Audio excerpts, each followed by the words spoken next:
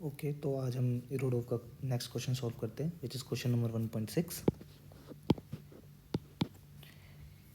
तो ये कह रहा है a ship moves along the equator to the east with the velocity v0 30 kilometre per our.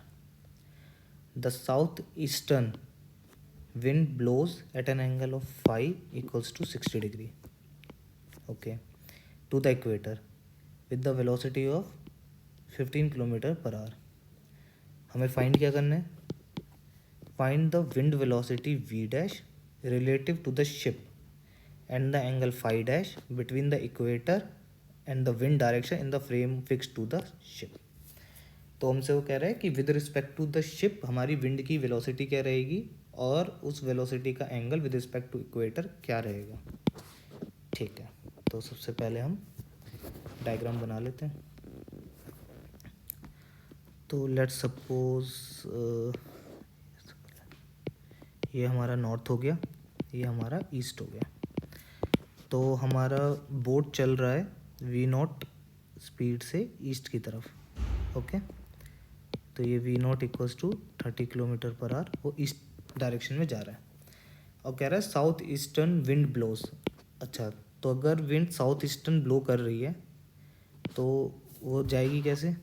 तो this is my south east direction और wind south eastern की तरफ से फ्लो कर रही है, तो विंड कैसे जा रही है? ऐसे, साउथ ईस्टर्न डायरेक्शन में, ओके।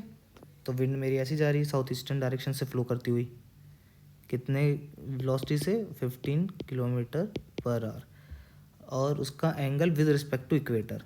तो ईस्ट डायरेक्शन में ही हमारा क्या होगा? Equator, okay. तो ये एंगल मुझे गिवन है 60 डिग्री। अब वो मुझसे पूछ रहा है कि with respect to the boat हमारी विंड की वेलोसिटी क्या होगी। ठीक है, तो अगर किसी के रिस्पेक्ट पे निकालना है तो हम अपना ऑब्जर्वर उसी पे रख देते हैं। लेट्स सपोज कि ये मेरी बोट यहाँ से चल रही थी, तो मेरा ऑब्जर्वर किस पे हो जाएगा? बोट पे। अगर एक बार ऑब्जर्वर बोट पे आ गया तो इसका मतलब बोट किस पे आ गई? रेस्ट पे। तो बोट को रेस्ट पे करने के लिए मुझे कितनी वेलोसिटी देनी पड़ेगी? Minus I direction, that is west direction में मुझे 30 किलोमीटर पर आवर देनी पड़ेगी, तभी मेरा बोट रेस्ट पे होगा। तो यही वेलोसिटी मुझे विंड को भी कैरी फॉरवर्ड करनी पड़ेगी। तो अभी क्या था? ये मेरी विंड की डायरेक्शन 15 किलोमीटर पर आवर और ये मेरी वेलोसिटी जो मैंने बोट को रोकने के लिए दी थी 30 किलोमीटर पर आवर, और इन दोनों के बीच का एंगल कितना हो गया? 60 डिग्री। तो अब जो इसका रिजल्टेंट होगा वो क्या होगा? मेरा velocity of wind with respect to boat, obviously. तो इसका रिजल्टेंट कैसा दिखेगा? यहाँ पे दोनों दोनों टेल टेल जॉइन है, तो हम एक पैरेललोग्राम ड्रॉ कर लेते हैं। तो ये पैरेललोग्राम ड्रॉ हुआ और इनका रिजल्टेंट इनके टेल टेल पॉइंट से दोनों को जॉइन कर देंगे हम। ये मेरा क्या हुआ? Velocity of wind with respect to boat, okay. तो इसका रिजल्टेंट हम कैसे निकालेंगे? तो इसको हम लाइक उससे भी निकाल सकते हैं, पैरेललोग्राम एडिशन लॉ से भी, और हम एक इसका रिजोल्यूशन से भी निकाल सकते हैं। तो प्रेफरली हम अभी रिजोल्यूशन से निकालते हैं इसको।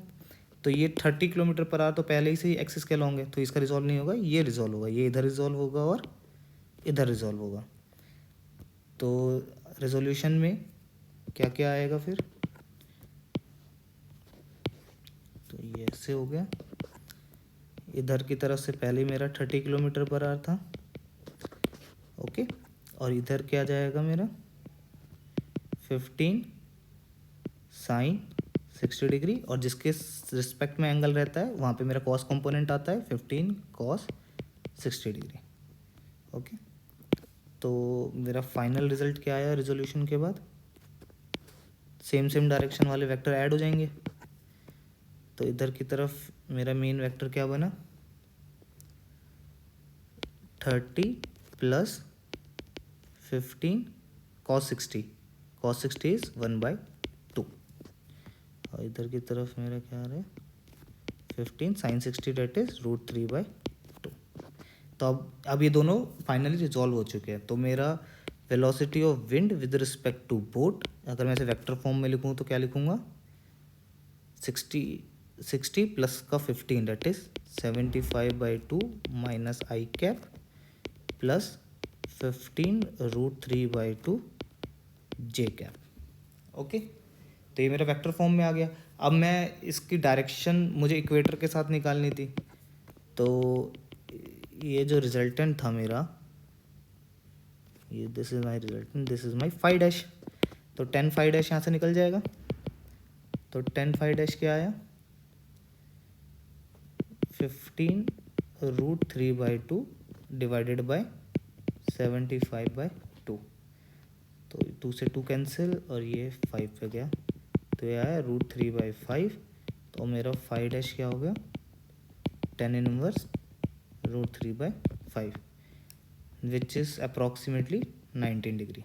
और मुझसे कोई इसका मैग्नीट्यूड पूछे तो मैग्नीट्यूड हम निकाल सकते हैं। VWB का मैग्नीट्यूड क्या होगा, √75/2 स्क्वायर प्लस 15√3/2 का square, which comes approximately 40 km/h। और यही हमें क्वेश्चन में मांग रहा था।